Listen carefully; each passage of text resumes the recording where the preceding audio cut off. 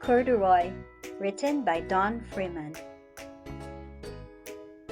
Corduroy is a bear who once lived in the toy department of a big store.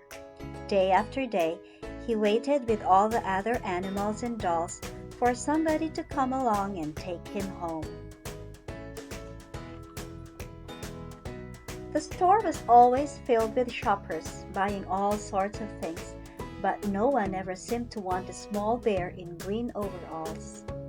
Then one morning, a little girl stopped and looked straight into Corduroy's bright eyes. "Oh, Mommy," she said, "look, there's the very bear I've always wanted." "Not today, dear," her mother sighed. "I've spent too much already. Besides, he doesn't look new. He's lost the button to one of his shoulder straps."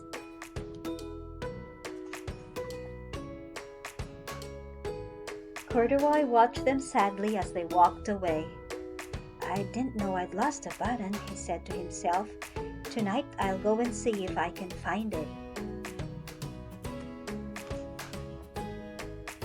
Late that evening, when all the shoppers had gone and the doors were shut and locked, Corduroy climbed carefully down from his shelf and began searching everywhere on the floor for his lost button. Suddenly, he felt the floor moving under him. Quite by accident, he had stepped into an escalator, and up he went. Could this be a mountain, he wondered. I think I've always wanted to climb a mountain.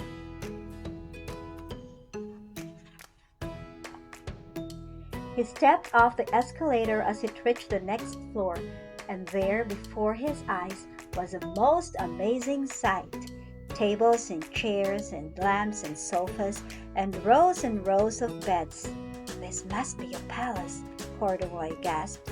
"I guess I've always wanted to live in a palace." He wandered around admiring the furniture. "This must be a bed," he said. "I've always wanted to sleep in a bed." And he crawled up into a large, thick mattress. All at once, he saw something small and round. "Why, here's my button," he cried, and he tried to pick it up. But like all the other buttons on the mattress, it was tied down tight.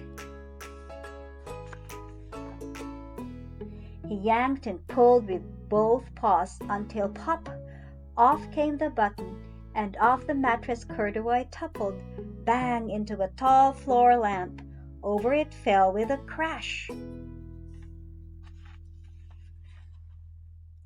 Corduroy didn't know it, but there was someone else awake in the store.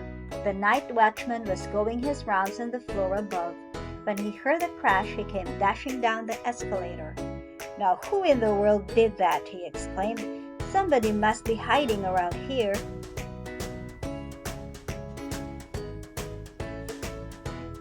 He flashed his light under and over sofas and beds until he came to the biggest bed of all, and there he saw two fuzzy brown ears sticking up from under the cover.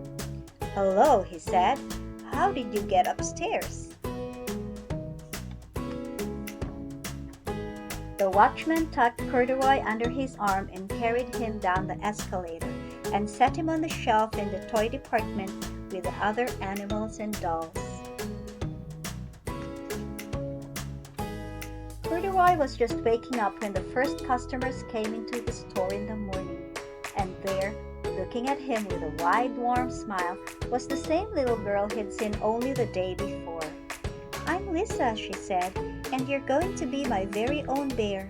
Last night, I counted what I've saved in my piggy bank, and my mother said I could bring you home." "Shall I put him in a box for you?" the saleslady asked. "Oh, no, thank you," Lisa answered, and she carried Corduroy home in her arms. She ran all the way up 4 flights of stairs into her family's apartment and straight to her own room. Corduroy blinked. There was a chair and a chest of drawers, and alongside a girl-sized bed stood a little bed just the right size for him. The room was small, nothing like that enormous palace in the department store. "This must be home," he said. "I'm know I've always wanted a home." Lisa sat down with Corduroy on her lap and began to sew a new button on his overalls. "I like you just the way you are," she said, "but you'll be more comfortable with your shoulder strap fastened." "You must be a friend," said Corduroy. "I've always wanted a friend." "Me too," said Lisa, and gave him a big hug.